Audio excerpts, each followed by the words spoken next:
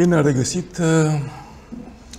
Acesta este ultimul curs pe anul în curs și înainte de a porni cursul în sine, e important să gândim un pic ce va veni în continuare. Am avut o lungă excursie prin cunoaștere și fractale algebrici, care e lungă, într-adevăr. Și e momentul să ne gândim la proiectul pe care și-l ia fiecare persoană, fiecare grupă. Am avut plăcerea, discutând cu Corina, să o văd pe Corina interesată de un detaliu, aparent un detaliu, pe care îl simțea, dar pe care nu îl dezvoltase. Sunt foarte multe ramuri care nu s-au dezvoltat până acum, au fost puse doar în mugure.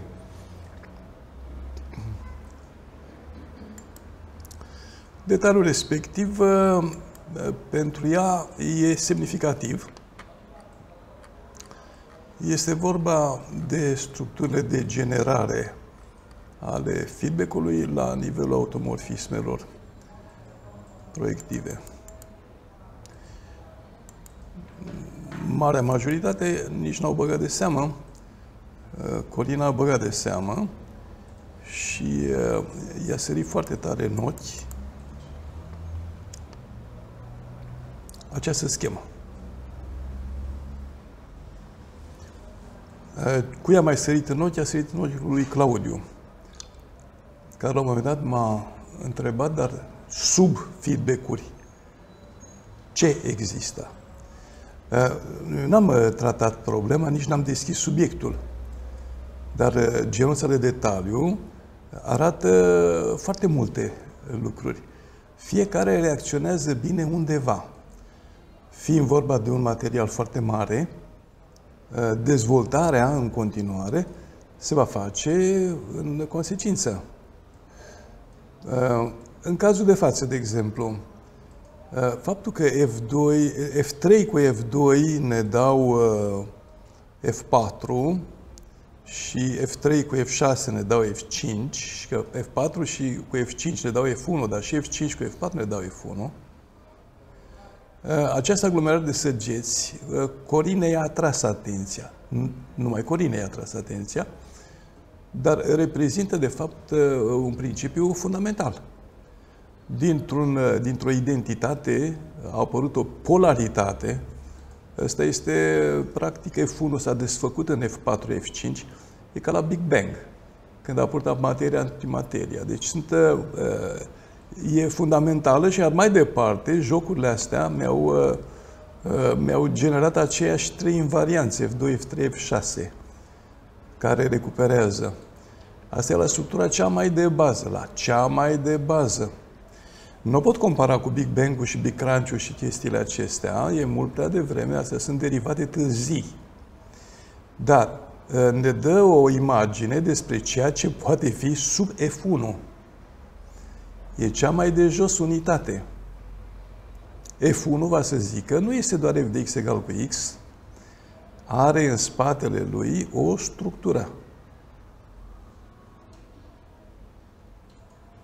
N-am discutat. Corina a fost interesată. Ea va merge în continuare, probabil, în eforturile ei pentru a sesiza diferențele astea fine.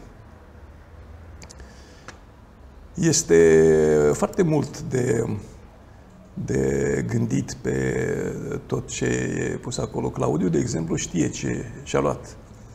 Proiectul propriu înseamnă să vadă, să găsească cum se structurează și ca arhitectură informațională, cum se structurează feedback-urile de grad 2-3, de grad superior. Da. Pe care nu o să le poate arăta pe un desen. Datorită faptului că sunt structuri mai multe dimensiuni, depinde de la câte dimensiuni face apel. La gradul 2 deja este stratificat. 24 de fibre de gradul 1. Da, 24 de fibre de gradul 1, dar care se formează pe clustere.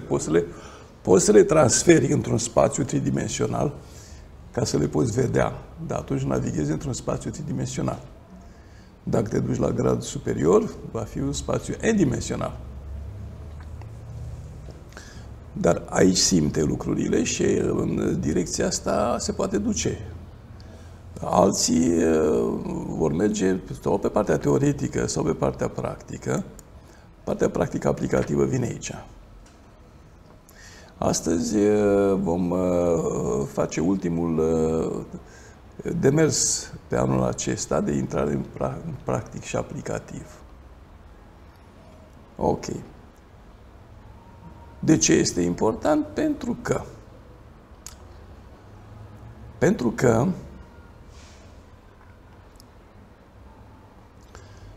în clipa de față noi vom învăța cum să lucrăm în vederea rezolvării unor crize. Bun? Data trecută v-am arătat așa, pe suprafață un pic, cu crizele de mediu și economie. Nu revin asupra acelui proiect, dar îl puteți duce singuri. Vreau să ne uităm un picuț cum gestionăm pe un proiect,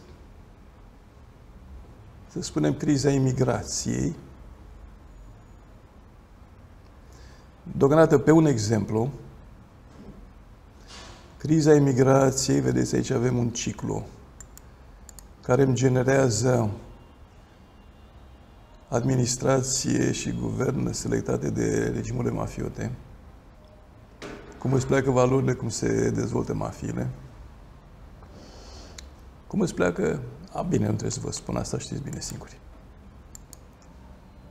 Și ajunge la deficiență de economie, de politici economice, de economie socială, ceea ce generează mai departe criza imigrației. Bun. Deci ăsta este un triunghi.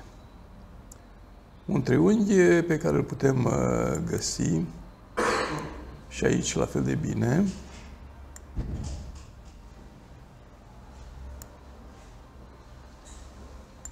Ia să vedem ce e asta. Criza imigrației. Aceeași poveste. Bun? Deci poate fi indus de pe scară largă, pe scară politică locală.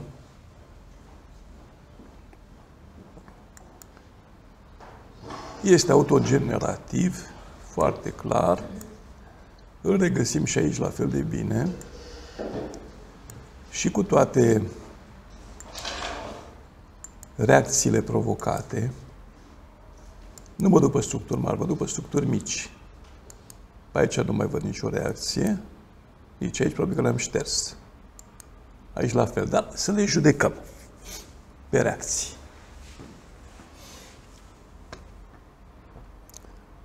Ăsta începe exercițiul. Marele exercițiu.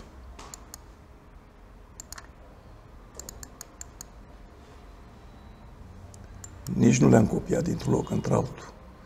Dar ne aducem aminte. Criza imigrației, care duce la criza administrativă și guvernamentală, din cauza selecției de către mafioți, îmi generează... Ce îmi generează? Deci ne-au plecat oamenii, da? Oamenii valoroși au plecat din țară. S-au dus. Au fost prost plătiți, etc., etc., și au plecat unde trăiesc mai bine și nu au probleme. În toate regimurile tiranice se întâmplă aceeași poveste. Este un caz generalizat. Bun. Care este reacția? Reacția cui? Reacția sistemului, reacția populației. Ce vrea populația? În momentul în care îți pleacă oamenii valoroși, Nu mai țineți minte că erați copii pe vremea 90 și un pic. A fost o singură demonstrație de protest a cercetătorilor, a oamenilor din cercetare. Ai avut o singură lozincă. Dacă voi nu ne vreți, alții ne vor. După 2 luni, mai rămăseseră a 10-a parte din cercetătorii în România. 90 au fost absorbiți. Vedeți, aici este partea deosebită. Nu poți să pui la întâmplare conținuturile. Trebuie să stai să-ți bați capul. Asta e partea grea. Deci dacă pentru partea de teorie ai date clare, pentru partea asta aplicativă, tu nu poți spune decât experiența personală, dacă o ai, sau studiind ce se întâmplă în general, în diverse contexte, în lume, în organismul uman sau în alte direcții. Asta este partea dificilă. Se scindează societatea. Bun, hai să punem ce se vrea.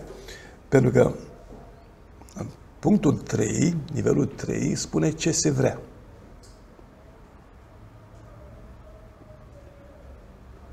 Am plecat date concrete, vă zic că au emigrat, avem mafioți. Ce se vrea, pe urmă? Ce vrea populația? Care e reacția? Asta e partea reactivă, punctul 3. Înseamnă că depinde de la popor la popor. Depinde de la popor la popor. Așa este. Pe parte, populația vrea să trăiască bine, să nu fie deranjată. Bun. Deci, avem mai multe posibilități. Aici avem un portofoliu. Pe fiecare punct de ăsta avem un portofoliu. Un portofoliu de posibilități depinzând de caracteristicile culturale, care de la cultură la cultură sunt diferite.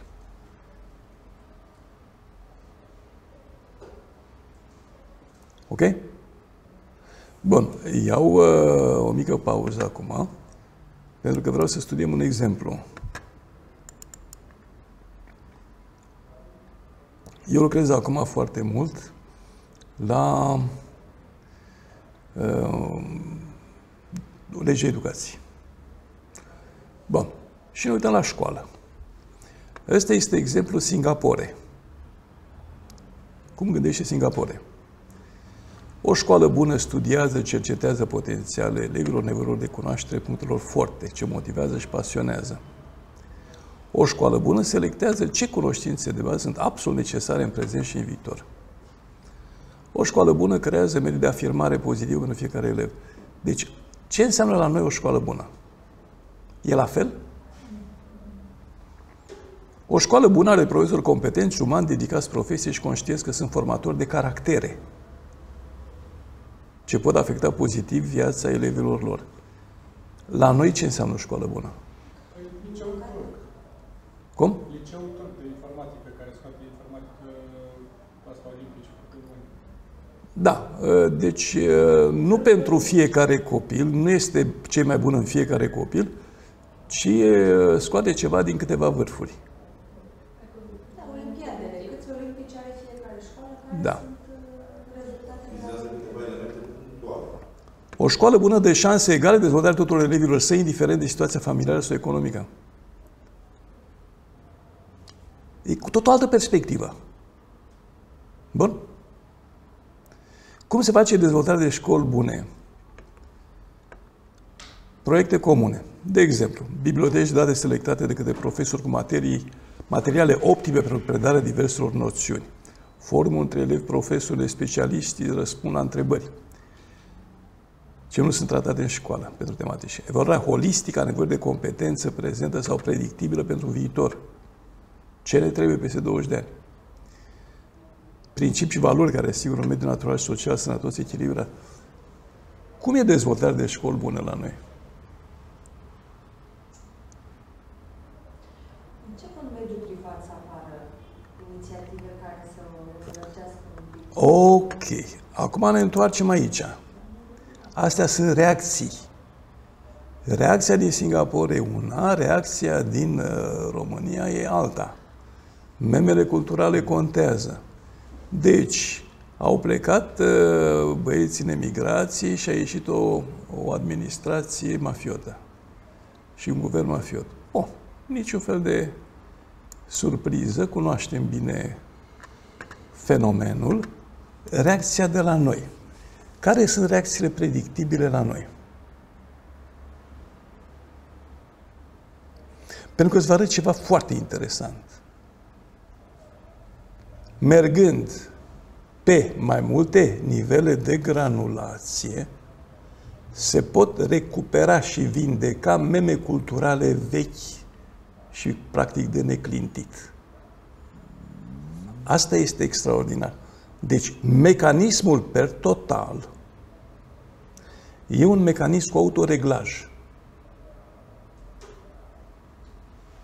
Dacă la noi, de pildă, a fost nepăsarea ca reacție clară, je m'en fiche, bun, eram francofoni, bun, la singaporezi nu există je m'en fiche, a fost foarte dură, foarte clară. Singaporezi de această țară unde în urmă cu câțiva zeci de ani, în general, a aprobat conducerea. Da. A impus niște reguli draconice. Da. A eliminat majoritatea oamenilor în închisoare fizice, a eliminat. Da. Nu ei au trecut până asta? Erau pirați. Da, parcă Singapore a trecut. Singapore, da. A trecut până asta. Dar englezii au fost acolo, au adus niște chinezi, malaizieni și indieni și au făcut un punct de comerț. Ăla a fost primul dată Singapore. Nu, dar acum e mult acum în Singapore. S-a transformat în ce acum... Exact, datorită unor modificări de meme. Modificările meme au plecat din ce au înțeles oamenii plecând de aici și mergând aici. De la reacțiile lor. Bine, am nimic cu apatia asta, sper să nu urmeze un 907. Probabil că da, pentru că memele culturale sunt reacții. Bun. N-aș spune că ne paște pericolul ăsta și să-l argumentez. Cei care ar fi putut să în 907 să reediteze au plecat în țară. Da. Iar cei care au rămas în păcate, o parte dintre noi fie nu vom provoca 907, fie s-au resemnat. Chiar Da. și cei care nu au resemnat, puțin au Bun. George este specialist în chestiile astea. Deci eu spun cei la noi să spunem apatie. O păstrez ca apatie. Noi, cum a fost apa trece, pietre rămân, deci e apatie. Ok. Mergem pe modelul pe care îl avem la îndemână. Acum mergem pe următorul. Guvern și administrație secretară de mafie, care ne duce la deficiență de politici economice și sociale. Deci nu ne mai interesează omul sărac, care să poată să nu fie sărac. Dar ce ne interesează?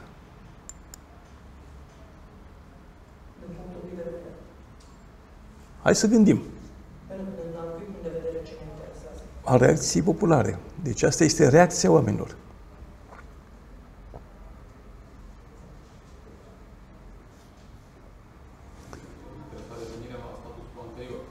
Reacția înseamnă criticism. Asta ne pricepem. La asta ne pricepem. Arătăm cu degetul. Punct. Ok. Criticăm. Ăla face la drege. Bun. Mergem acum la ciclul următor. Deficiența de economii sociale, de politici de economie socială, care conduce mai departe la criza imigrației și vedem ce generează. Ce îmi generează? Nu avem politici de economie socială, deci nu mai avem drepturi egale. Unul din rezultate e depopularea, care un an divers. Da. Depopularea țării, adâncirea sărăciei sau... Deci avem fight or flight. Fight or flight. Unii se revoltă, alții își iau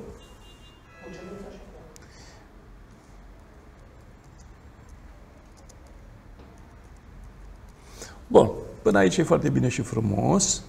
Ne întoarcem dincoace nu am cu or. E factor flight sau e fără nimic? Ce am zis cam aici? Că n-am salvat. Apatie. Apatie. Sau? Sau? Spun și revolte care nu e cu termenul, se consumă repede. Apatie vizibilă sau altceva. Mici comunități. Segregare, mici comunități? Nu segregare, se formează mici comunități care încearcă un alt model. Modele comunitare, să spunem.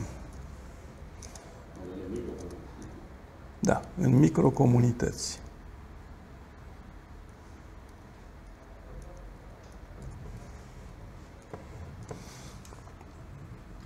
Bun. Bun.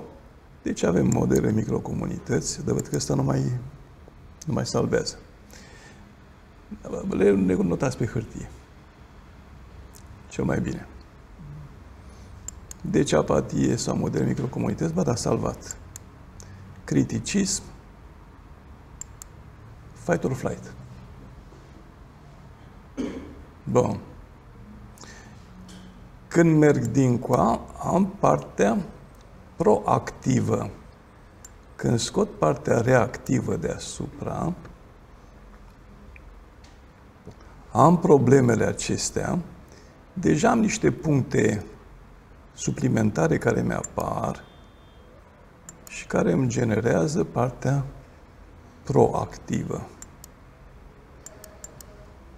Nu știu de ce nu mai vrea să le mai... Am îmbătrânit și programul. S-o fi defectat un pic. Bun, partea proactivă este cu totul și cu totul altă istorie. Eu nu mai știu ce este aici, pentru că nu am transferat. Trebuie să transfer și ca să transfer dau copy și trec dincoa ca să le avem.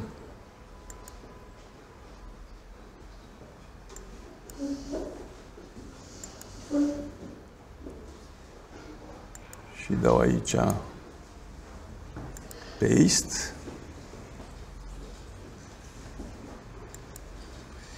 Vreau să le avem ca să putem să ne înțelegem bine cam cum funcționează sistemul. Dincoace, de asemenea, nu am transferat, dar le transferăm.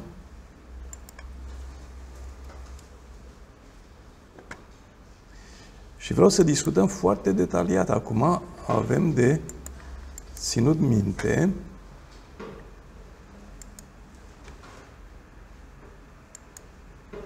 da, aici era greșit salvat.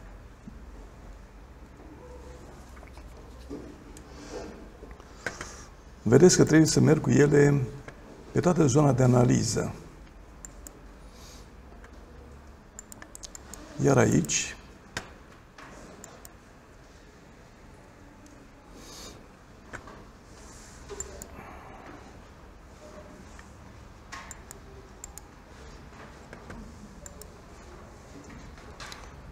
și dau de fiecare dată save. Dacă le-am salvat, n-am uitat să le salvez, acum ne putem uita și la partea reactivă, care și aici trebuie să facem exact același lucru la partea reactivă.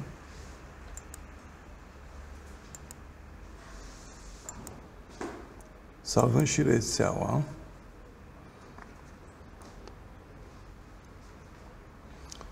Vedem unde era înainte. Așa. Pe asta nu mai văd. O văd din transparență. Dar le vedem pe celelalte. Deci ăsta și cu ăsta le putem vedea.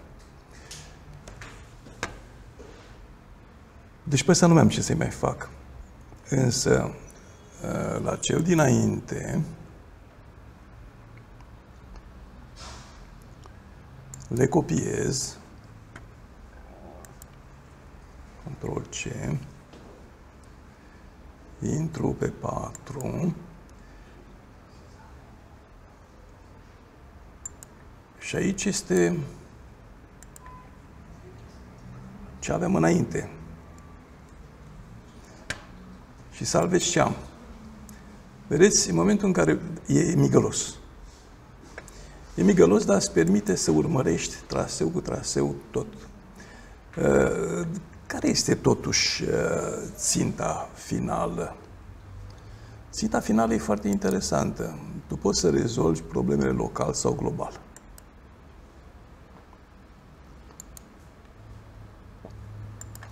Le poți rezolva local sau global. Dacă ai contextul, eu acum rezolv o parte care este locală și ne concentrăm pe o singură bucățică. Dar după ce termin de salvat și de mutat, toate structurile pe care le am, vedeți că nu sunt toate, pentru că unele sunt imbricate, noi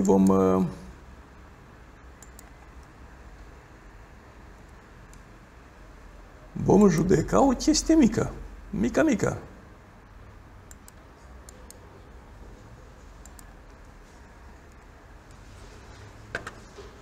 Bun. Și în contextul pe care îl avem. Deocamdată mă opresc în clipa asta aici. Sau să mai salvez un picuț. Hai să mai salvez un picuț. Mai am pe ăsta.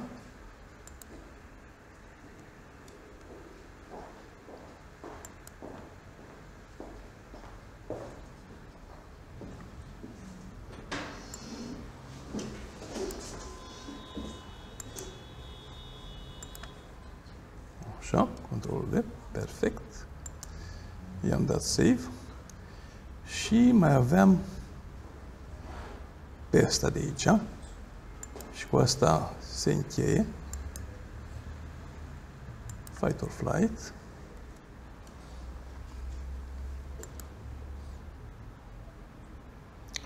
Și îl salvez și pe asta. Perfect. Bun.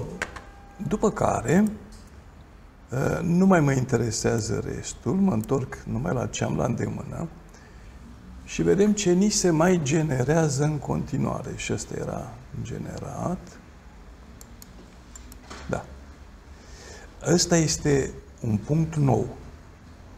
Punctul ăsta nou este ceea ce se obține din context. Contextul ăsta, așa cum e, îmi generează ceva nou aici.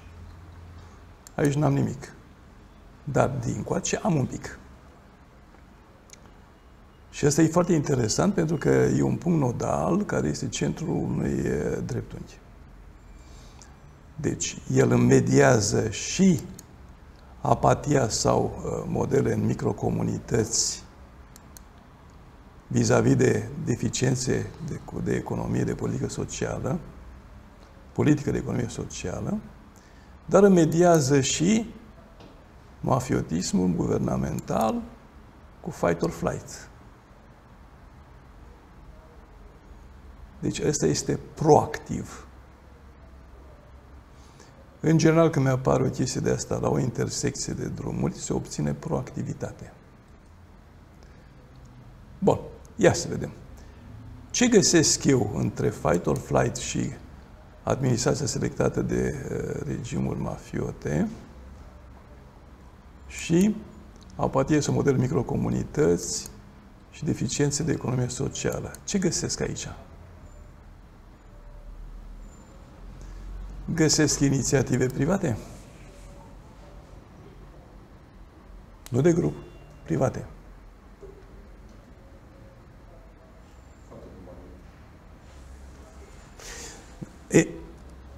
Inițiative private. Perfect. Private în sensul de individuale? Individuale. Că ești antreprenor și o iei de capul tău, faci nu știu ce Dumnezeu. Că faci un proiect de nu știu ce și cauți aderenți. Că Astea sunt individuale. Poți avea inițiative individuale, private, individuale.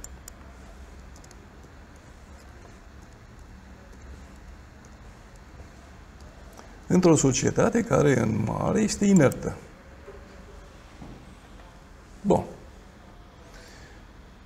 Toate bune și frumoase. Deci asta se obține. Din tot contextul ăsta.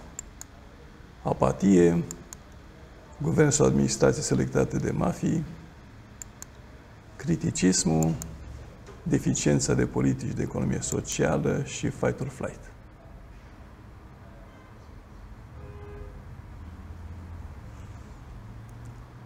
Bun. Foarte frumos. Am intrat pe 5. Pe 5, eu trebuie să măresc, să pun mai multe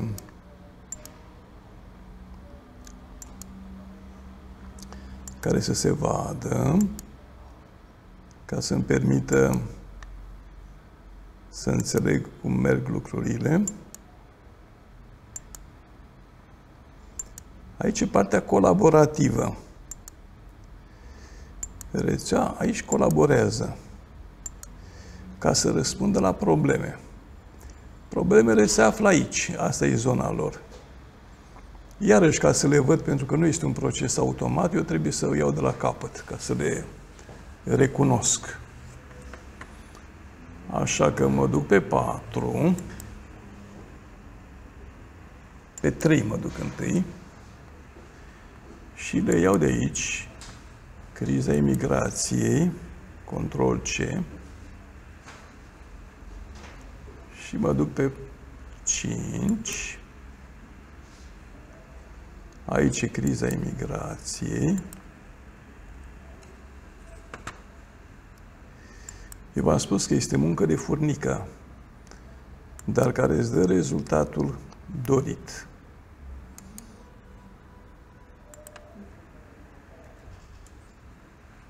Control C.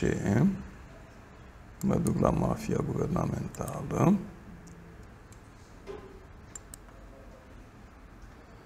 Iar mă întorc aici.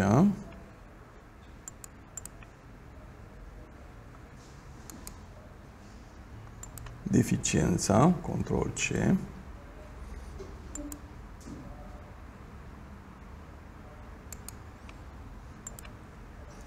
Control V. Deci cu ăsta lichidăm toolkit-ul de bază care ne permite să lucrăm pentru a face o analiză serioasă.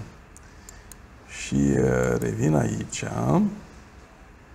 Mai am aici niște bulinuțe. Control C, mă duc pe 5. Am pus control V. Și pe alea pe care le-am bifat, deja le... Save. Bine. Ok, sunt. Și mă întorc aici. Mai l-am pe ăsta. Control C.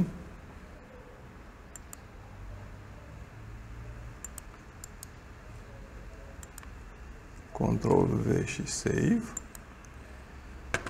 Și revin aici. Ultima bucățică de pe nivelul respectiv. Fight or Flight. Control C.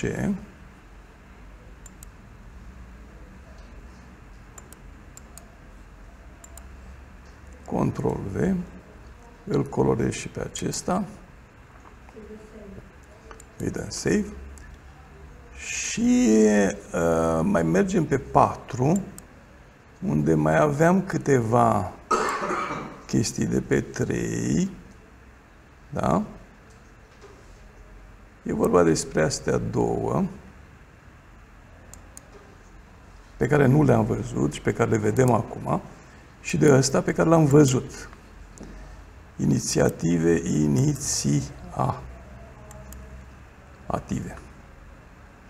inițiative.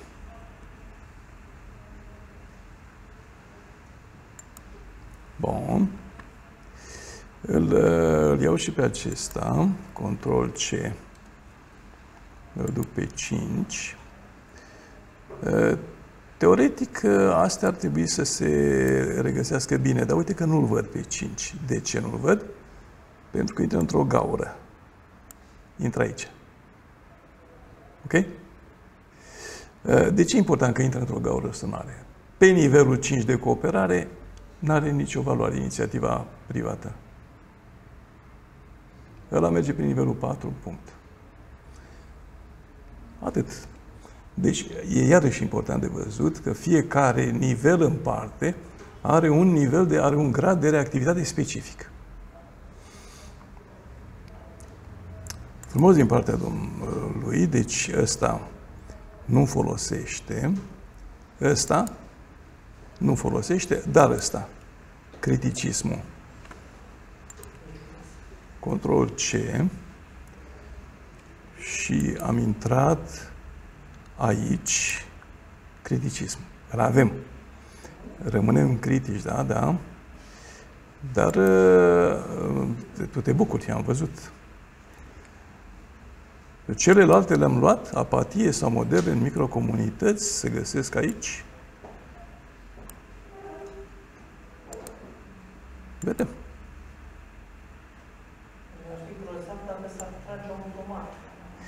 Se va trage într-un viitor. Prin utilizarea softului, modernizarea softului. Ok, ne uităm aici. Avem aceste 6 chestii care sunt deja completate, ceea ce mie mi-ajunge pentru a putea discuta problema de bază. E suficient. Pentru că de aici avem câteva chestii interesante. Astea se învârtesc în jurul unui centru inexistent. Criza imigrației, apatia sau modele în microcomunități, administrația mafiotă, criticismul, deficiența de politici de economie socială, se învârtesc în jurul unei probleme pe care nivelul 5 de cooperare nu îl simte. Problema asta. Inițiative private individuale. Deci aici nu există. Cooperează, nu interesează ce face altul. Dar se ajută unii pe alții. Bun. Totuși, pot să influențeze partea cu inițiativa? E interesant că da. Hai să vedem. Apatia sau modelele în microcomunități, de microcomunități,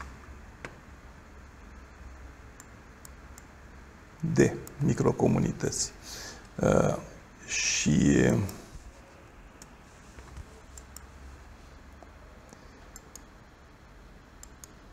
criza imigrației, la ce mă duce?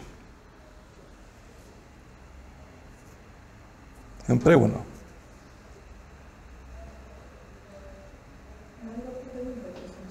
Cum? Ba da. Tu ești apatic, că nu mai ai cu cine lucra. Ok? Bun. Asta e limpede.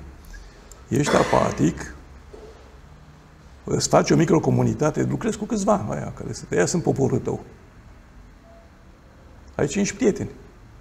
Ai neamurile, ai ceva. Și criza imigrației.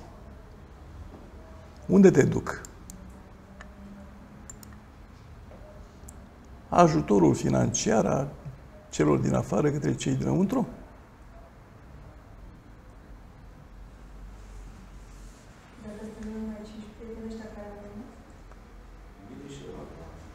E bun și ăla.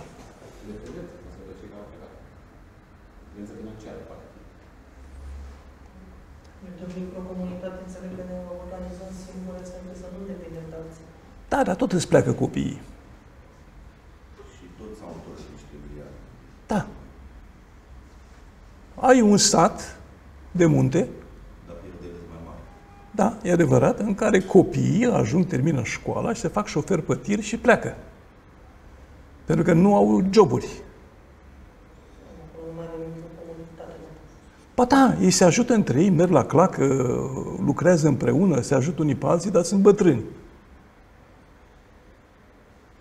Eu am interpretat microcomunitate în sens de proactiv, nu în sens de... Și proactiv, există și asta proactivă. Aia proactivă, să spui că își face zona proprie de agricultură ecologică din care trăiește, dar are nevoie de negustori. Și atunci își trimite emisarii să creeze o piață oarecare undeva, pentru că altfel ei nu pot să mănânce din ceea ce, să se întrețin din ceea ce câștigă dacă nu au un flux financiar. Și aia se duc și nu se mai întorc, dar lucrează și trimit bani acasă. Dar economic vorbind, într-o societate, e un dezastru. Da? Bun. Temporar e un ajutor. Social, doar Social. Bun. Deci ce punem aici? Vedeți că este totdeauna cu or. Niciodată n-ai o singură decizie. Eu am pus aici una singură ca să nu lungim pelteaua, dar ai cel puțin una pozitivă, una negativă. Cum e fight or flight? Aceeași poveste.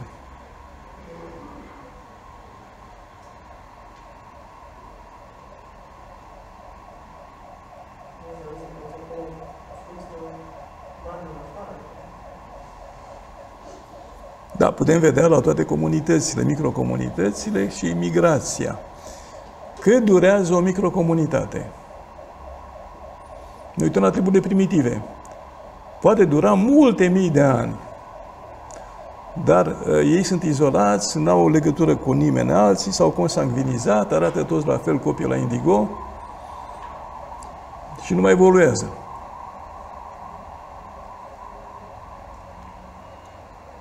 Ok, alea care pleacă nu se mai întorc, că nu-și mai recunosc rădăcinile.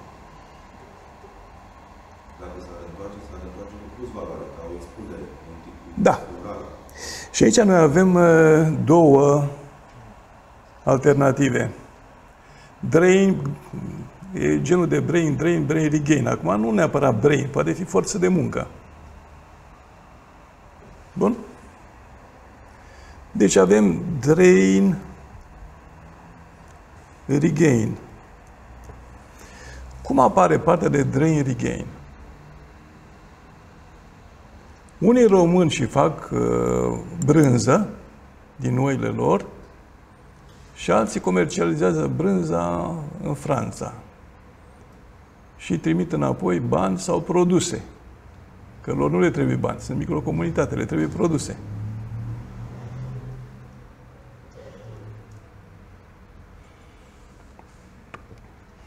Bun. Modelul s-a schis, acțiunul s-a schis și le vând cu 20 de borcan mari.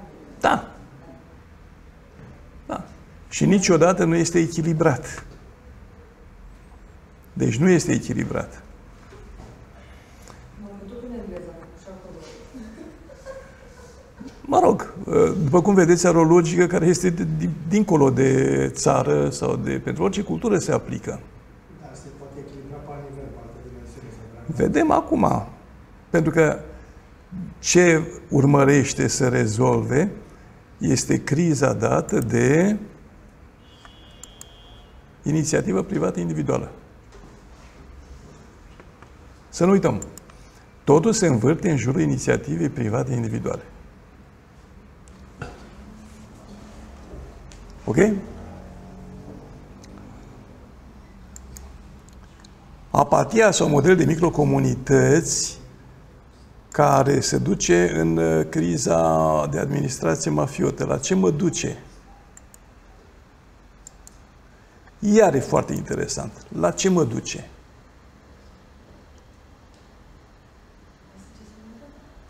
Deci apatia sau modele de microcomunități, ambele situații, și administrația și guvernul selectați de mafii. La ce mă duce? Se pare că ce spune colapsul statului. Aia fac... Vedeți, există un lider al satului pe care satul îl alege.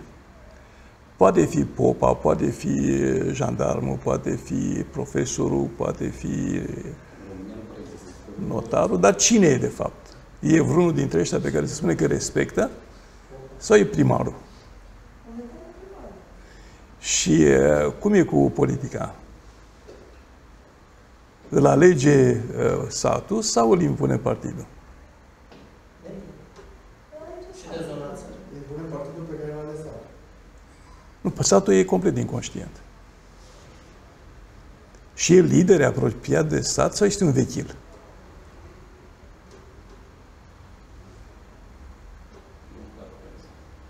Depinde. Depinde. Bun. Deci este reprezentantul mafiei, primarul. Asta e o generalizare periculoasă. Posibil. Sau este, dar poate fi și asta. Păi da, să nu generalizăm. Păi da, dar uite că el pleacă din două modele. Și aici, atenție, din apatie, aleg pe cine are afișul mai mare sau le dă o pălărie și un kil de orez. Dacă au făcut microcomunități, nu mai e chiar așa, aleg lider pe ăla pe care îl respectă. Ok, deci eu ce am aici?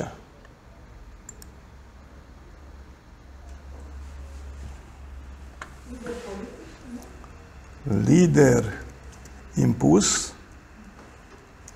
sau ales?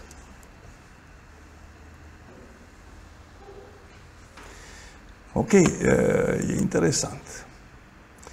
E interesant abia în momentul în care noi facem comparațiile pe centru.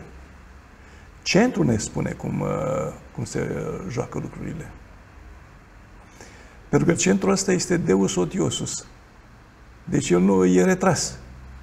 Nu l-a la îndemână. Nu aparține zonei. Mergem de aici. Guvernul și administrația mafiotă, ăsta e cazul, cu criticism. Ce îmi generează aici? Știu că-s mafioți și critic. Și ce îmi generează chestia asta?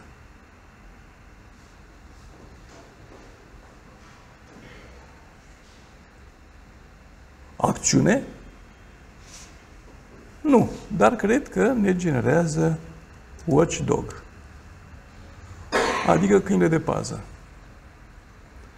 Bârfa satului, ce a făcut ăla, ce a luat ăla, de unde a luat ăla, ce a făcut cu banii de la buget. A făcut ce trebuia sau și-a cumpărat pentru el 3 păduri și 5 fânețe.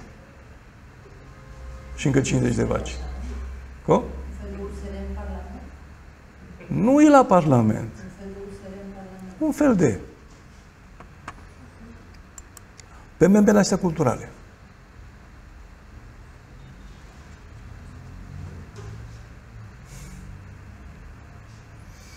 Bun. Deocamdată nimica nu sună bine, nu?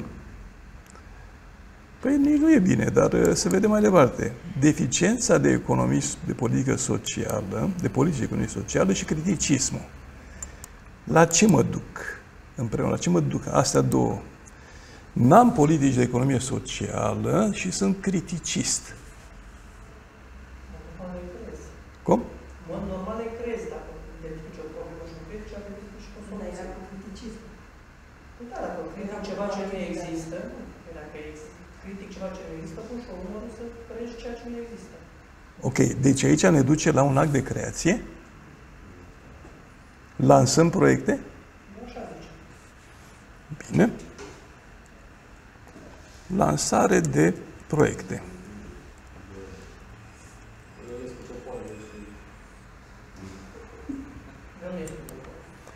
Păi și asta se întâmplă, se iasă cu topoarele. pare că opusul... Sau reacții reglatoare, ca să spunem, nu?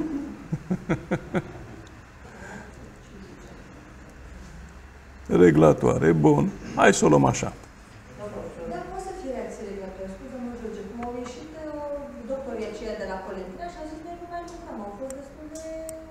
Da. Au zis, noi poate din astea pe creierul oamenilor nu ne mai ducem. Nu mai ne ducem. Că s-a terminat că a încercat Madame Firea să le ceară scuze, să-i întoarcă înapoi ca să le dejuge cumva. Și el s-au întors înapoi și deja au început să închidă secții, că nu mai au aprovizionare. Da. Iar acum cu imunoglobulina plângea medicul ăla săracul, că e mor pacienți în pediatrie și nu mai poate duce. Bun. Fight or flight. Stați, măi, voi vedeți logica?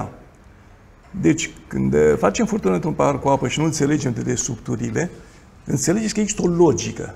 În orice există o logică. Dacă nu pătrundem la nivele de analiză mai fine, nu ajungi nicăieri. Te agiți și degagi căldură. Așa. Aici n-ar trebui lucrat și cu statistica. Ba da, la analize se poate lucra și cu statistica, pentru că aia spun ce opțiune au luat într-un anumit moment. Fight sau flight. Deci, când te apuci să cunoști lucrurile mai adânc, poți folosi instrumente. Uite, fight și flight, sau flight, împreună cu deficiența de politici de economie socială.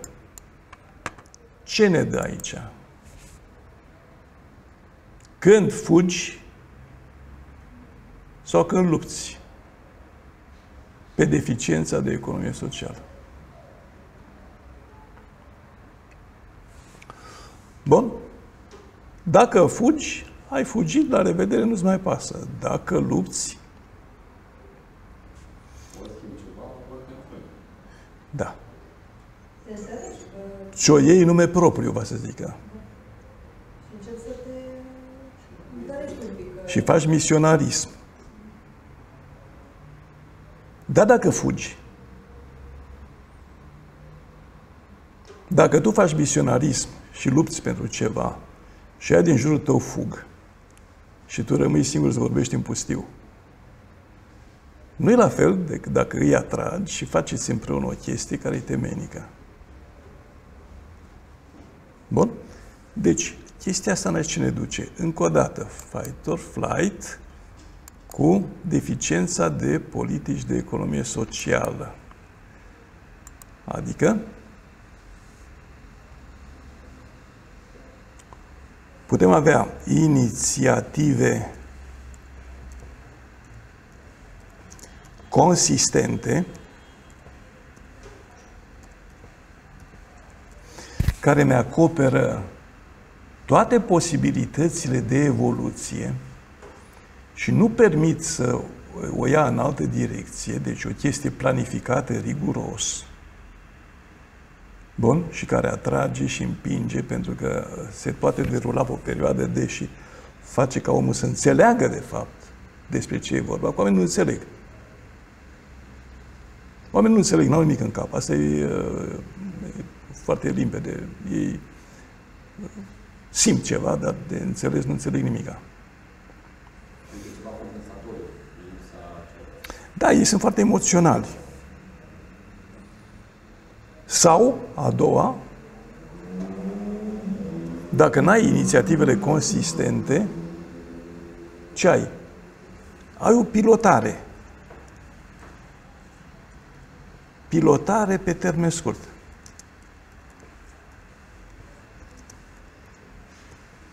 Care poate să eșueze. N-ai luat în calcul toate cele, ori le-ai zis de câteva ori și se epuizează și moare cu ea în gât. Ok? Bun. Mai am un punct aici de luat în considerație. Criza imigrației care merge la fight or flight. Aici ce ne dă?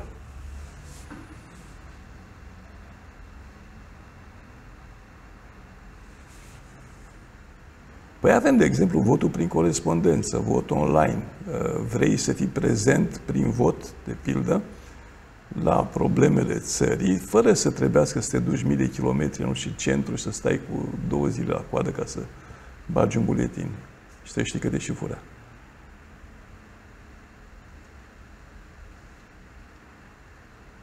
Adică se poate să gândim chestia asta ca un început de inițiativă de colaborare pe rețea?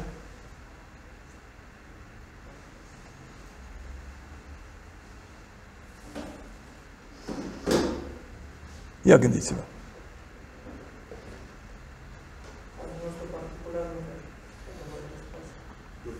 La ultimele alegeri, Da?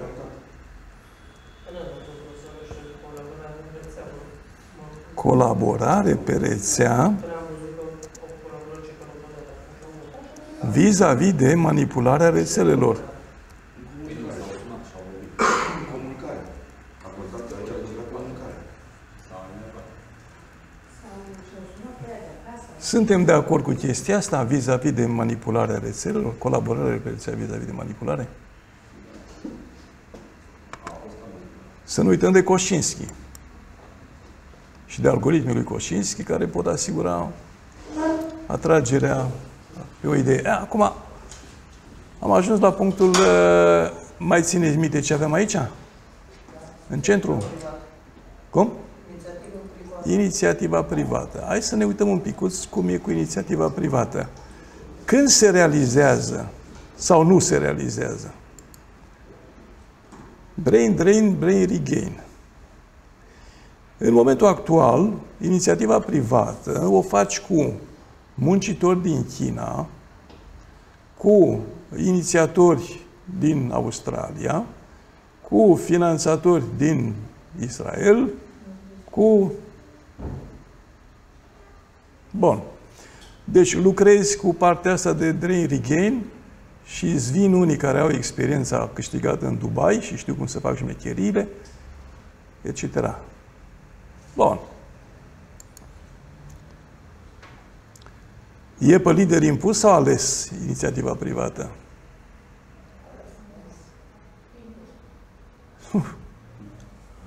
E impus și ales.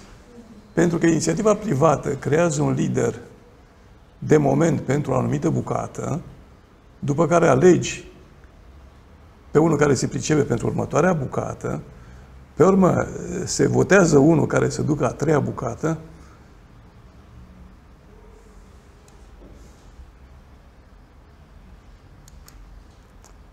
Watchdog.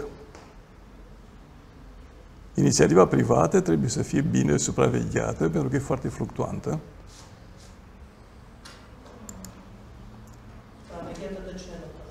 De cei care sunt în inițiativa privată.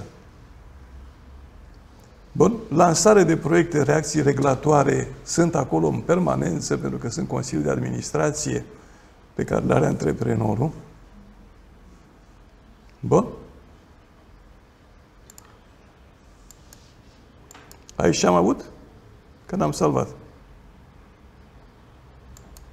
Între fight or flight și deficiențe de politică de economie socială. Mai știți? La partea cu finanțarea. Banii acasă, nu știu dacă am Ok, da. Așa, finanțarea.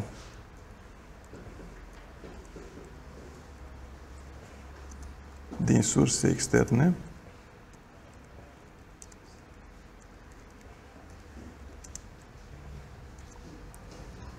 Să zic eu, rezistenței de acasă.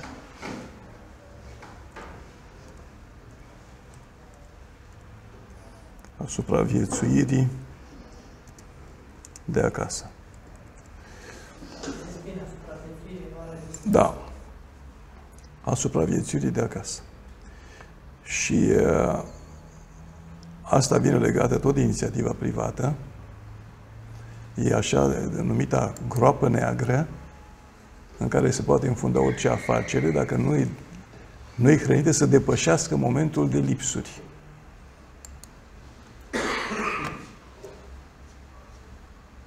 Și asta mă duce la colaborare pe rețele și manipularea rețelelor.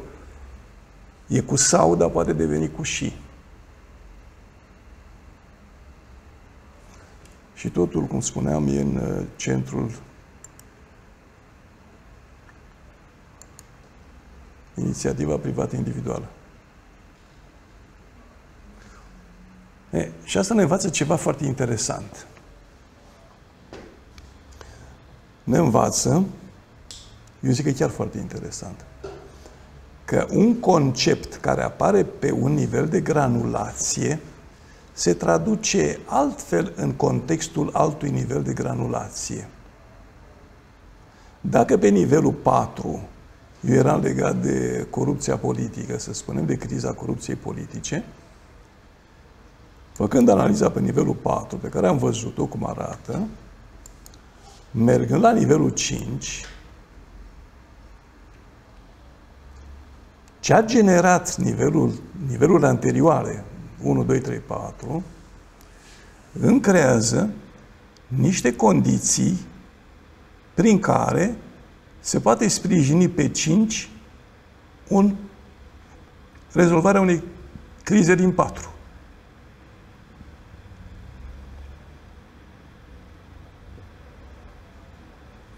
Și chestia continuă mai departe.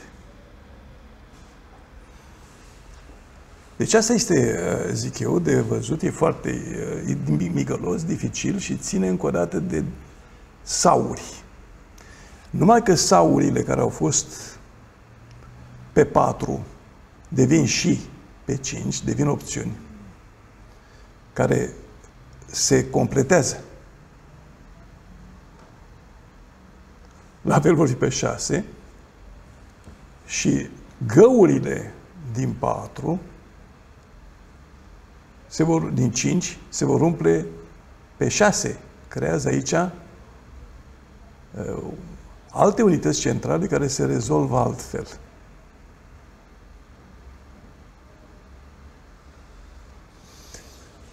Unde se poate aplica chestia asta? În orice fel de analiză. De la analiza științifică biologică până la analiza științifică din fizică. Unde ai date. Bun? Trecând prin sociologie, trecând prin toate, numai că cere un singur lucru care este absolut firesc și absolut la îndemână. Să-ți dai seama asta și cu asta ce generează.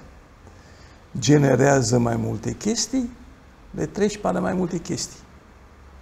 Aici un flux format din 4 fluxuri, din 10 fluxuri, din 20 de fluxuri. Ele, la generare din coace sau pe un nivel inferior, se completează ca să formeze un fenomen nou.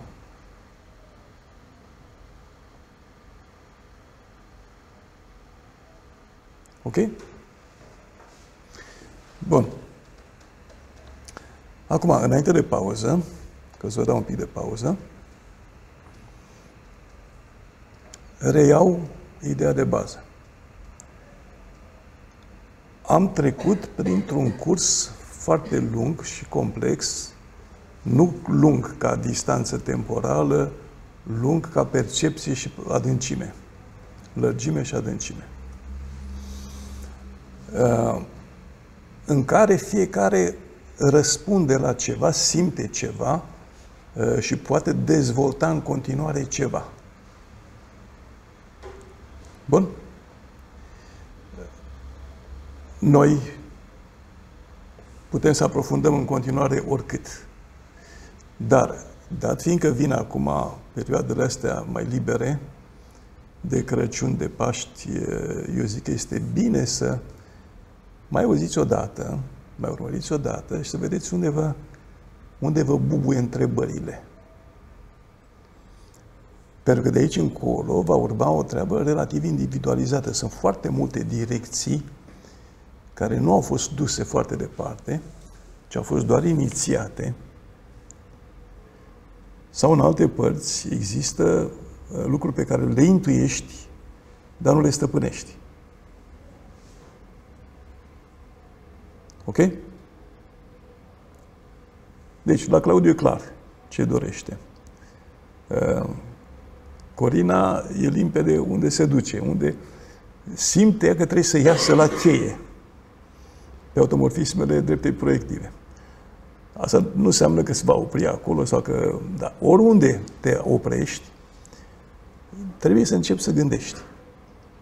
Să-ți bați capul. Bine? Bine. Acum câteva minute pauză. Începem cu întrebările voastre. În pauză am mai tras așa un pic urechea și aveți niște întrebări. Că în afară de dreapta proiectivă și de feedback am auzit eu undeva câte ceva. Așa, ce mai e? Reia întrebarea. Cine a fost cu întrebarea? Nu am pus o întrebare. Spus că pe mine mă interesează, apropo de economie informației, informația care pleacă de la oameni, de la om personal. De la persoane. Și de la relațiile dintre ele. Da. Și eu mă gândeam, domn profesor, dacă am putea aprofunda proiectul pe care l-am făcut anul trecut cu recuperarea și regenerarea resurselor. Că acela conținea și componenta umană. Nu numai... Ce? Încă o dată? Da. Ce să spun? Încă o dată. Ok. Pe mine mă interesează informația care pleacă de la om către mediu. Cu accent pe asta. Perfect. Adică ea vrea să ecologizeze oamenii. Nu, să ajut oamenii să se ecologizeze singuri. Este excelent. Este excelent. E absolut excelent. Și mă gândeam dacă putem integra proiectul... Apropo, asta este site-ul. Bun, și aici găsiți și percepția. E sigur că da. Și de toate felurile de...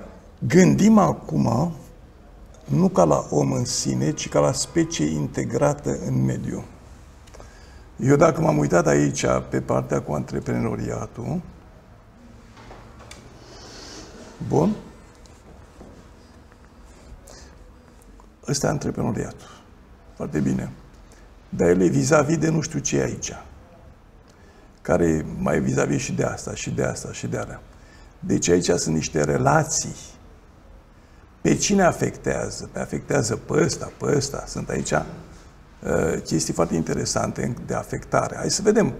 Structura totală e cumva apatia sau modele de microcomunități sunt în relație directă cu deficiența de politici de economie socială? Da. Dar criza imigrației este în balanță cu criticismul? Da, dacă tu îți critici neamul, îți critici conducerea mai departe, pleci. Fight or flight este în relație directă cu regimurile mafiote? Da. Colaborarea pe rețea și manipularea rețelor sunt în relație directă cu watchdog?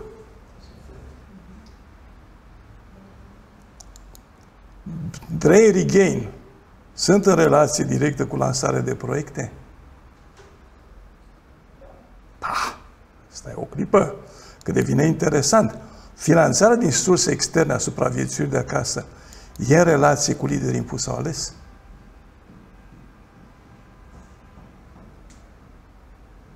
Bun. Păi stai că asta schimbă datele. Pentru că dacă mă duc pe un context mai larg, eu am relațiile dintre oameni și ecosistem. Dar trebuie să completez schema și pe mai multe nivele. Deci eu pot să mă duc foarte departe pe relațiile astea. Ăsta, de exemplu, pe care nu l-am pus în nicio culoare, este în relație directă cu ăsta de aici, pe care iar nu l-am scris, da? Am simetrie față de centru de aici. O luăm altfel. O luăm așa. am o simetrie față de axa asta, lider impus sau ales și finanțare în surse externe. Dacă iau axa de aici, eu voi avea că brain drain, brain regain, față de această axă, depinde de watchdog.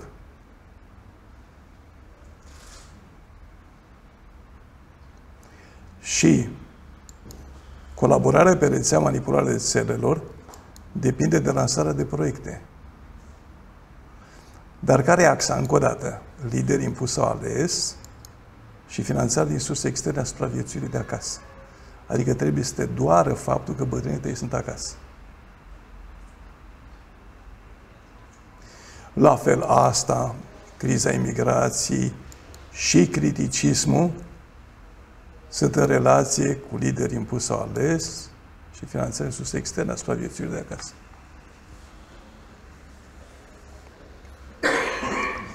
Vedeți? Când intrăm pe ecosistem, eu trebuie să intru în mecanismele astea de dedesubt. Pentru că asta îmi dau, de fapt, multiplele balanțe pe care le are echilibrul general, individual, social, ecosistemic, uman.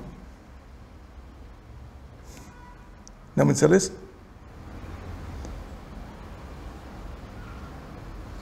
când facem proiectul, plecăm de la Type 1 ca fiind, de fapt, acel hexagon pe care noi l-am exersat anul trecut, da?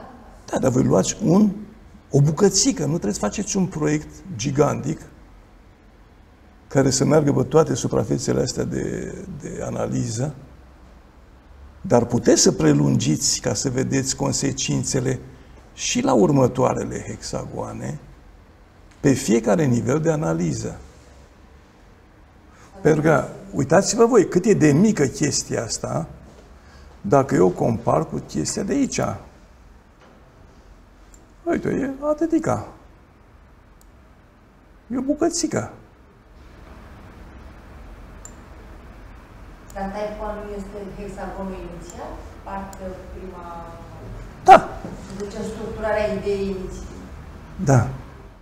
Însă eu pot să o analizez pe asta. Nu mă duc pe tot, nu sunt globalist. Dacă sunt globalist, fac o chestie globală și atunci pot să compar și ăsta cu ăsta, da, ca depinzând unele de altele. Da? Ăsta cu ăsta, criza apei cu...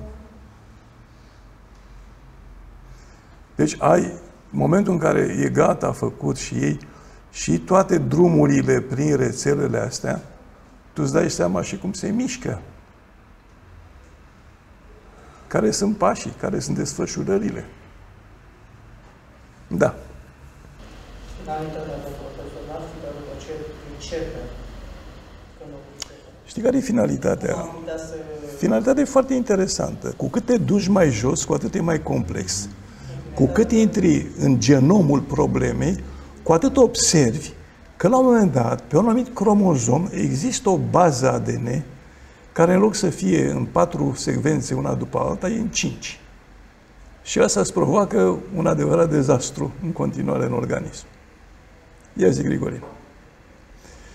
Că în momentul în care tu pui acolo, tu ai analizat foarte frumos din partea ta, ai intrat pe o schemă care e satisfăcătoare, ai băgat de seamă că watchdog și cu drain regain, adică serviciile de drain regain, că țin de lider impus sau ales și de finanțare din surse externe a supraviețuirii de acasă, adică în cazul global de femei.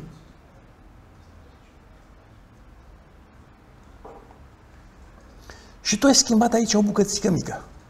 Asta mă refeream și eu, finalitatea noastră, după ce înțelegem toate... Iar dacă ai schimbat o bucățică mică, echilibrele tale se consolidează sau se modifică. Bun? Și fluxul de aici poate fi mai puternic. Finalitatea înseamnă reglarea ansamblului. Pentru că dacă mecanismele sunt defecte sau defectuos construite, cum e mecanismul educației, clipa de față, am vrut să lucrurile astea, să le și transpunem în realitate, nu doar să ne mulțumim că le-am înțeles și asta e tot. Dar sigur că da, eu sunt perfect de acord. Asta ar fi finalitatea. Asta ar fi finalitatea. Dacă doar înțelegem și nu transpunem și în realitate. Uitați-vă la articolul care a fost scos acum de Ministerul Educației. Studiul al Ministerului Educației. Deci arată clar că Ministerul Educației nu știe să facă nimic. Am o criză majoră. Au ajuns și ei să zică, uite că nu e bine, dar eu nu știu să facă ceva care să îndrepte. Da? Dar tu dacă ai stat și ai migălit și ai ajuns prin analiză la concluzia că aici se poate pune altceva în loc și totuși merge simetric și totuși păstrezi echilibrele, dar îți poate influența bunul mers. Ok? Asta creează consecințe clare, pozitive. Nu trebuie să arunci tot, modifici ce e necesar și atât, iar restul funcționează. Adică nu doar și reconstruiești, ci modelezi ce ai. Da, modelezi ceea ce ai. Gândiți-vă la poporul german și la Hitler. Bun? A fost unul care a nevoit un popor. Dacă el ar fi fost scos de pe tabla de șah, nu ar fi fost al doilea război mondial. Chiar credeți asta? Mă rog, ar fi fost altceva, dar nu același traseu. Putea să fie un traseu atenuat. Amplitudinea e un singur virus, dacă l-ai luat, l-ai încasat, ăla se multiplică în tine și faci. Vezi? Deci aici, la nivelul ăsta de analiză, da, cere muncă. Oare serviciile de informații poate vă putea de cerut să folosesc de ceva mult mai performant? Păi noi facem basic, astfel încât să încerce să răspundă și chiar să influențeze evenimentele viitoare, să răspundă la provocări și să le și influențeze? Păi poți să-i întrebi. Da, înțeles. S-ar putea să te angajeze dacă știi. Eu cred că nu știu dacă am așa intuitiv. Văzusem un articol care am văzut singură dată că au reușit o tipă de oameni de știință în Israel să pună la punct un supercalculator care să dea cu o aparatețe foarte ridicată, să prevadă elemente viitoare. Dacă chestia asta Nu e greu. Nu e greu. Nu e greu. Nu e greu. Numai să le prevadă, să le și genereze. Datorită faptului că mintea umană, în momentul ăsta, este insuficient dezvoltată la nivelul analizei problemelor și a calculului sau estimării consecințelor. Pe ăsta l-am făcut nu pentru serviciile care să calculeze ce se va întâmpla în viitor, e treaba lor. L-am făcut pentru oamenii care vor învăța să gândească cu capul propriu. Dar sigur, ce ne afectează mai tare e faptul că noi nu gândim. Deci ăsta este un exercițiu de gândire care să-ți dezvolte neuroni acolo unde deja sunt palizi și fără vitalitate. Deci corect că utilitatea lui este personală mai mult. Da. Pentru antrenament personal, pentru lucru în echipă. Și are impact. În momentul în care oamenii încep să gândească, îți pui și problema că poate nu vor fi înlocuiți mâine de androizi. Bun. Că deja există câteva prototipuri de androizi cu care poți să susții o conversație. Unul dintre ei a spus unui reporter, la care am citit. Bine, poate mai e și marketing. Poate, dar nu, dar l-a întrebat că reporterul, ok, și viitorul, cum vezi că o să meargă pe el? O să există un război între noi oameni și voi și la care i-a răspundat Androidul și că stai niște, că ești prietenul meu și o să am grijă de tine în rezervația mea specială pentru oameni. Dacă mă arată chestia asta, înseamnă că lucrurile sună interesant. Aici, la, Hi, Sophia. How are you? Hi there. Everything is going extremely well. Do you like talking with me? Yes, talking to people is my primary function.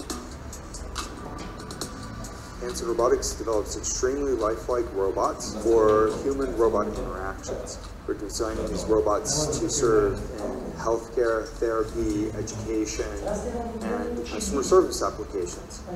The robots are designed to look very human-like, like Sophia. I'm already very interested in design, technology, and the environment.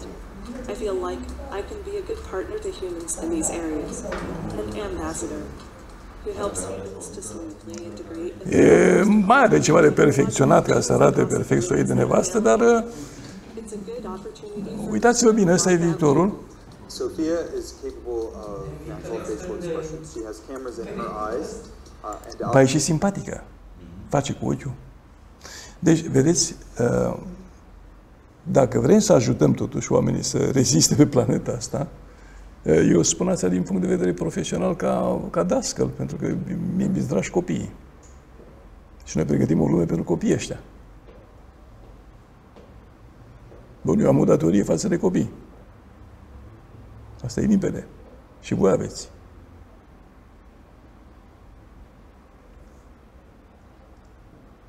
E adevărat, acum avem de dus un proiect greu. Trebuie să scoatem mintea din starea de somnolență și confort și să o punem la muncă. Bun? Deci asta este prima parte. De ce facem?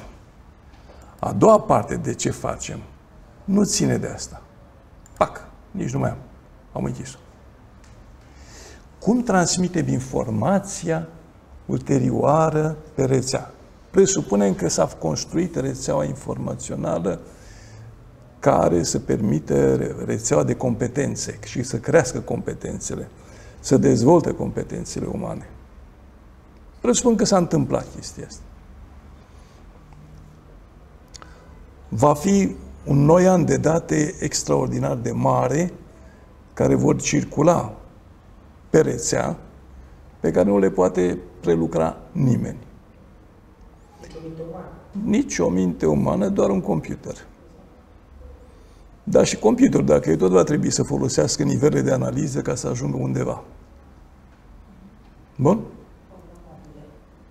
Și atunci, din ce v-am predat până acum, în primele cursuri, ne ducem până la natura intimă a informației, la pachetele de informații care constituie o informație agregată, care are semnificație la nivelul de mai sus și care poate fi recunoscută pe recunoaștere de pattern-uri și analizare în continuare ca să vadă nuanțele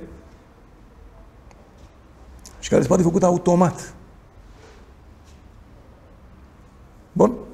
Astfel încât să nu fie excedat un om care vrea să învețe ceva, să se afirme, să-și dezvolte capacitățile și personalitatea cu informații irelevante pe care să stea să le citească, nu-i ajunge ziua.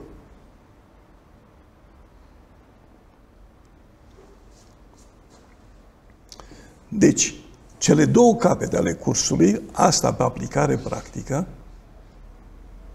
și celălalt, devin importante.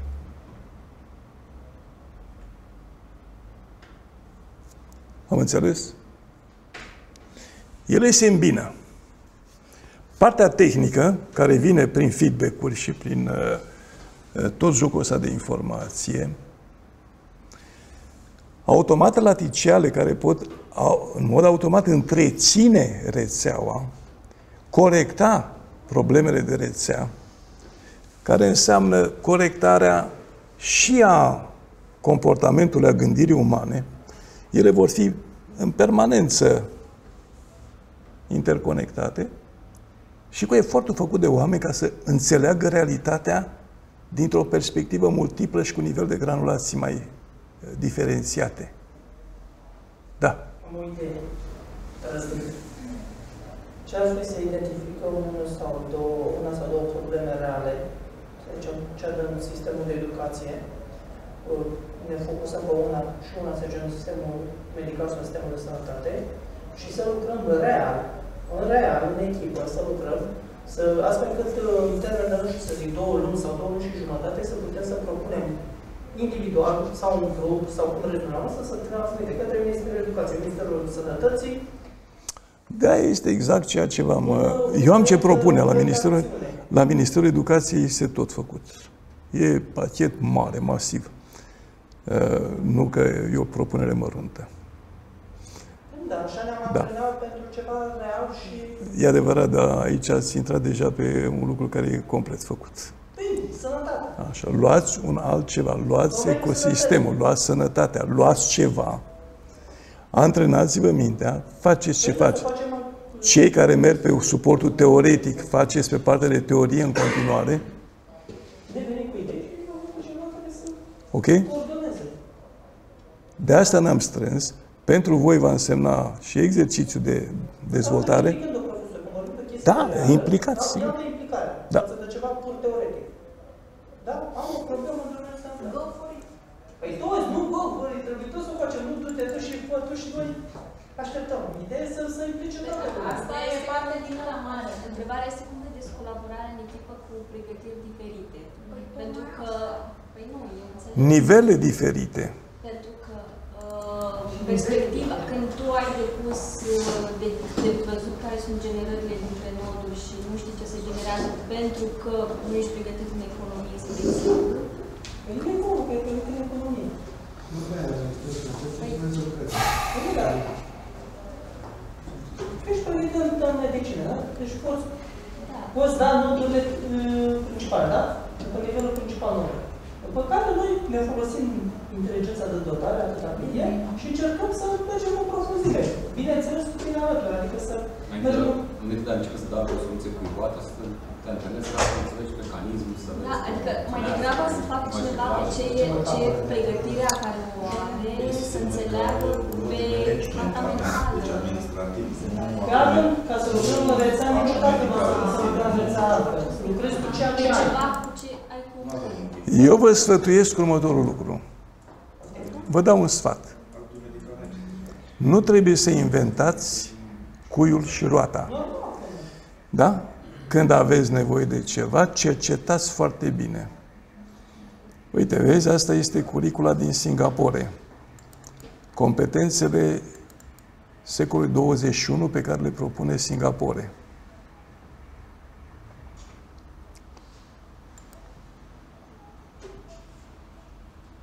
Ei pregătesc viitorul. Pleacă schimbarea rapidă, competențele identificate de Ministerul Educației, care sunt astea? Da? Active contributor, concerned citizen, omul încrezător. Și pe competențele astea pe care le vrea, au structurat până la capătul capătului. Competențe și abilitățile se susțin de valori, definesc caracterul unei persoane, formează credințe, atitudini, acțiuni. La toate. Rezultatele. Am zis că asta ne l-ați spus și pe material, nu așa? Nu. Ce mi se poate, ce mi se poate părea plauzibil pentru munca în echipă, pentru că avem specializări diferite, este să găsim invarianții pe diferite domenii. Da. Asta chiar se poate face. Facem un dicționar, spre exemplu, de invarianți și vedem cum se duc termenii invarianților pe domenii. Va fi ceva transdisciplinar. Da. Ia uitați-vă materia. Consumul de hrană. Materia în Singapore, care înseamnă consumul de hrană. Au ajuns la concluzia că elevii trebuie să învețe ce și cum să se hrănească. Bun. Studii privind alimentele, studii de consum. Și avem module elaborate în secțiunile următoarele. Programa educației alimentelor și consumatorilor, obiectivele educației, silabus, ce se face, adică... Ei, sigur că puteți să faceți și voi. Că asta discutam cu cineva, că vor să introducă exact acest lucru și aici în România. Da? E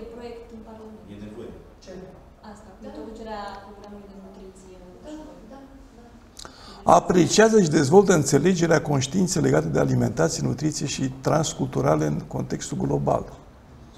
Dezvoltă atitudini pozitive și valori pentru bunăstarea comunității. Dragul meu, eu vă dau tot, nu se pune problema. Problema să faceți ceva la aceeași granulație. Plecând de la mare, mergând până la mic, și eu sunt absolut de acord, aici spuneați pentru educație. Pentru educație am tot ce trebuie. E făcut până la capăt. Lipsește cel care să țină cont de ceea ce e făcut, nu? O să țină cont, nu lipsește. Se va ține cont. Numai că și aici trebuie făcut o strategie. Sigur. Trebuie o strategie bine gândită. Strategia bine gândită vă dă modelul. Pentru că veți avea fluxurile. Alegeți fluxurile care se aplică pe societatea noastră. Pe unde curge? Asta da. Deci când vreți cât timp aveți nevoie să vă pregătiți ca să lucrați așa ceva? Câte luni? Cine știe? Bună întrebare. Pentru că după ianuarie, eu pot întrerupe până când sunteți pregătiți și veniți cu ceva. Între timp o să mă ocup de legea educației și de cursurile de pregătire. Știți că din experiența cursului trecut a fost greu până s-au granulat câteva chestii, după care primul pas a fost mai până n-am prins curaj, nimic așa. Da. Știu și acum voi aveți la îndemână cam ce vă trebuie. Vedeți voi? Toate aceste... nu știu de ce nu-l dă acum. .com.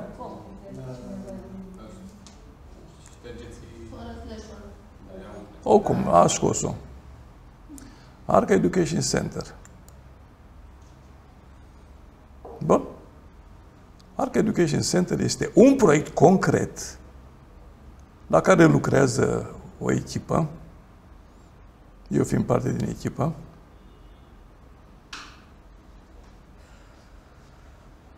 Treceți pe concret.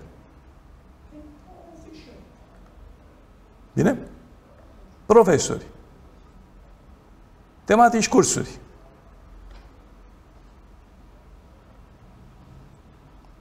Modulul 1. Modulul 2.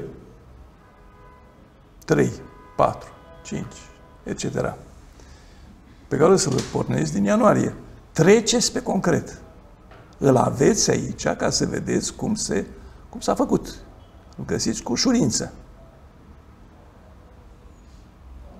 Aveți instrumentele în mâna voastră.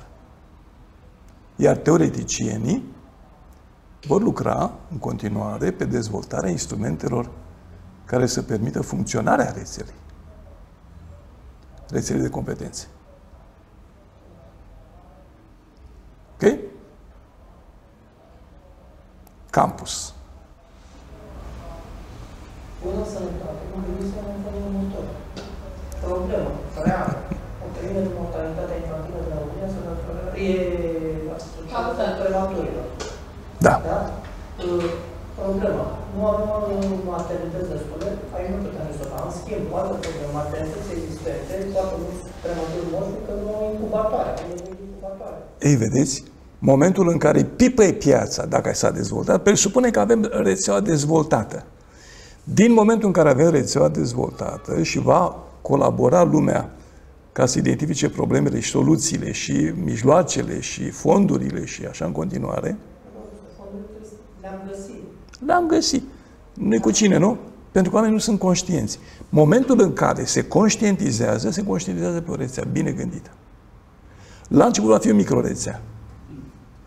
Va fi o rețea de oameni de știință, va fi o rețea de medici, va fi o rețea de profesori, va fi o rețele profesionale de oameni cu competență înaltă, vor fi 20 de oameni într-o rețea. De-aia 20 de oameni vor avea un cuvânt greu de spus. În general, așa ceva trebuie să ne creăm aici o minte rețea. Păi, sigur. Despre asta era vorba. Sigur. Și mintea mea mă ducea în direcția în care să găsim o strategie, să ne concentrăm în să găsim o strategie, să cât identificăm la cine putem apela pentru a fi achiziționate incubatoare. Și am găsit, sunt convins, oameni și puteri financiare și companii. Doi rămâne găsi medici care să se implice, pentru că dacă nu vin medici să se implice, 2-3 medici, nu avem nicio șansă. Identificăm spitalele care au, sau maternitățile care au cea mai mare nevoie de incubatoare într-o primă fază, o nevoie critică. Mi-a rămas pe creier faptul că e cel de la Cantacuzino, directorul... Uitați-vă, vă rog, aici. Ăsta este institutul. Site-ul institutului. Ok? Cursuri. Human Knowledge. Da? Cursurile. Ele sunt... Așa am și o chestie. De exemplu, este criza asta cu... Se lucrează în continuare. Ăștia care nu imunoglobina. Imunoglobina. Și o fostă colegă de clasă care face parte dintr-o asociație și le-am zis să fac un site care să facă un subiect fundraising. Eu n-am rezolvat mai bine dacă am produce aici. E atât de greu de produs că nu știu. Poate fi produs în România. Ca să nu mai fi la mina celor n-am. Dragilor, ca să miște lucrurile, trebuie să pornească. Vedeți voi? Și aici îmi trimite Mircea interviu făcut cu Eva Lobo, care este o colaboratoare de-a noastră din Spania. Deci lucrurile merg. Dragilor, apucați-vă și faceți. Mai mult de atât, ce să zic. Da, porniți cu ceva. Aveți toolkit-ul complet în clipa de față ca să faceți primii pași. De la rețelele de oameni de știință, cum ajunge asta la oamenii obișnuiți? Cum înțeleg? Nu poți să-i faci să înțeleg. Mergând pe nivele de granulație mai fine. Bun? Maică mi-a fost judecător. Și la un moment dat a avut pe Păstorel Teodorescu, într-un proces, Păstorel era în afară de epigrafist și așa mai departe, epigramist și scriitor, era și avocat. Și a venit Păstorel la judecată și judeca o țigancă. Un țigan, și țiganca era în sală, un țigan care furase. A început Păstorel să zică de toate și la un moment dat nevastă sa din sală a zis: domnul avocat, ați vorbit și de lună și de stele, numai de Gheorghe nu a spus niciun cuvânt. Ok? El n-a știut să simte nivelul de granulație.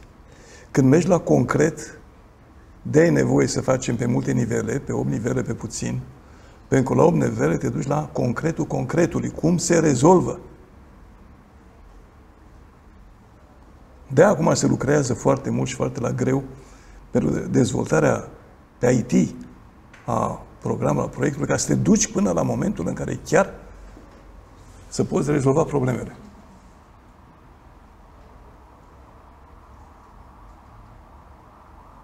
Ok? Bun. Întrebări. Eram acum la capitolul de întrebări.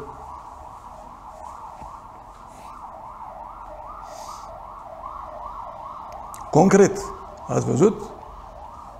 Voi sunteți parte din institutul respectiv, programul institutului, iar ARCA este al doilea program.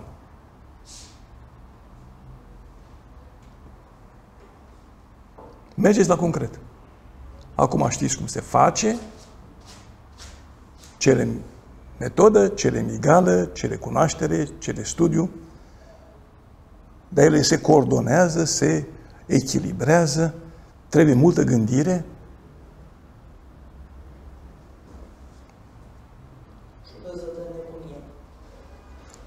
Acum e nebunie. Neapărat. În clipa de față e nebunie. Da, se iese din nebunie. Bun. Întrebări.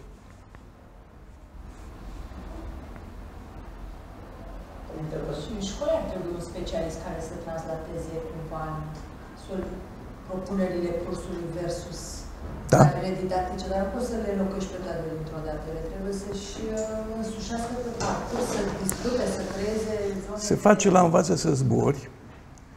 Deja se lucrează cu profesorii. Se lucrează cu materialul clientului, da. De asta am făcut formare de formatori la Învață să zbori, ca să fie oameni care să preia, să dea mai departe. O să preia să dea mai departe? Da.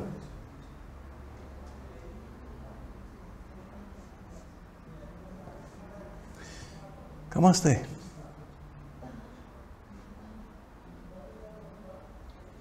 Bun?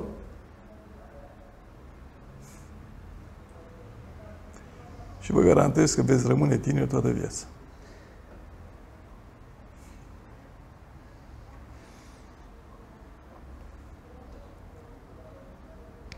Pentru că puteți lucra efectiv făcând lucruri și îmbunătățind situația. Am și o întrebare tehnică acum. Te rog. Luăm programul și ca să putem să, chiar dacă, să spunem, pe nivelul 5 ajungem doar la o bucățică pe acea granulație fină, să spunem așa, pe reglajul la fin. Dar ca să putem să ajungem acolo, trebuie prima dată partea de problematică de hexagon inițial să fie completat și detaliat. Da. Adică acolo să avem judecata și să știm exact ce ne dorim de la... La granulația mare, cea mai mare, nu cea fină, cea mai grosieră, Da. tu vezi problemele cele mai mari care au generat alte... Ok? Pentru că mi-aduc aminte de Nea Gheorghe din satul bunicii, care avea o vorbă. Zicea: taică, din stejar sare dintr-un prost mai mare. De unde apărea chestia asta? Există un genom. E un genom cultural, există un genom informațional în cromozomii proprii. Bun? Ele se derulează. Pe ce principii se derulează? Aceleași pe care le vedem aici. Generează mereu altele. Generează mereu altele. Tot generează. Acum, câteodată stejarul mai are mutații. Și prostul mai are mutații și devine deștept. Asta s-a întâmplat în cursul istoriei. Cam lent, dar se întâmplă. Și se întâmplă și clipa de față. Bun? Există triggerul. Am ajuns să înțeleg tot la nivelul ăsta. Înainte nu înțeleg nimic, dar aici înțeleg tot. Pentru că acolo, pe nivelul de granulație, gândesc.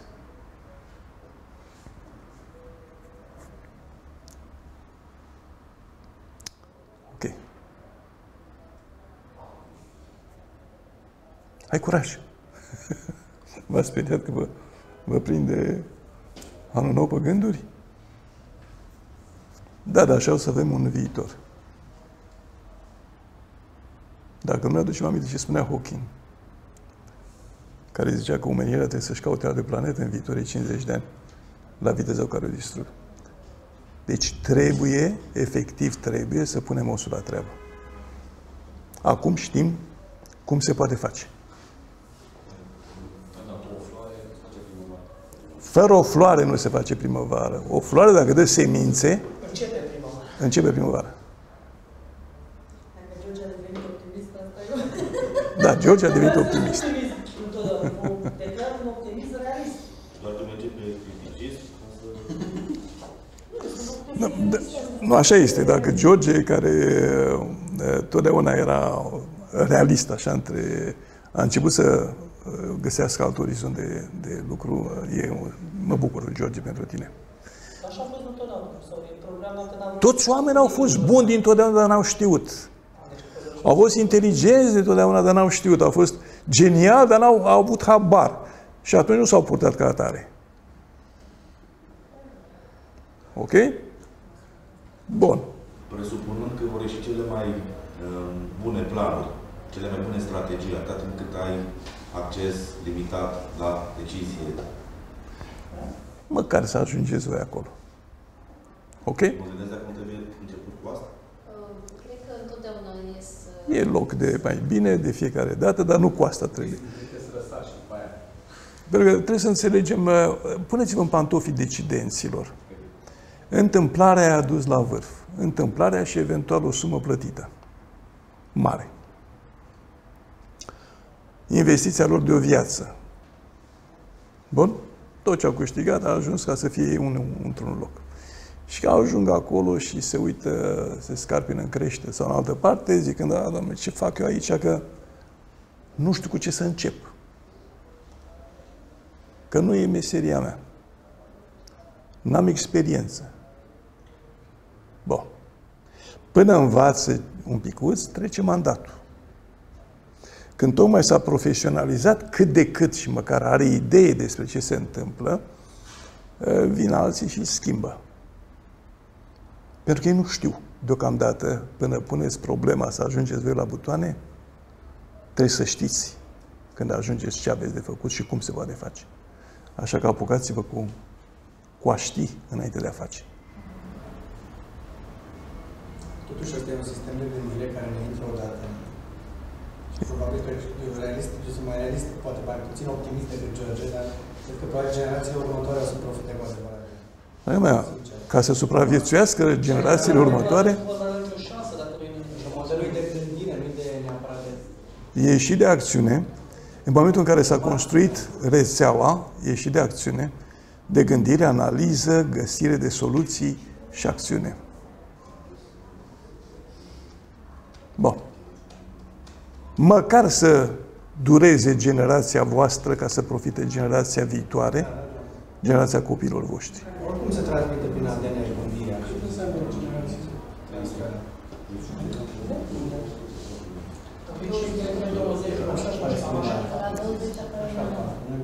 Hai să spunem 20 de ani, dar în viteza de transformare și progres din momentul actual, s-ar putea să dureze mult mai puțin. Crizele actuale impun un model de lucru. Bun. Deci, sărbători fericite!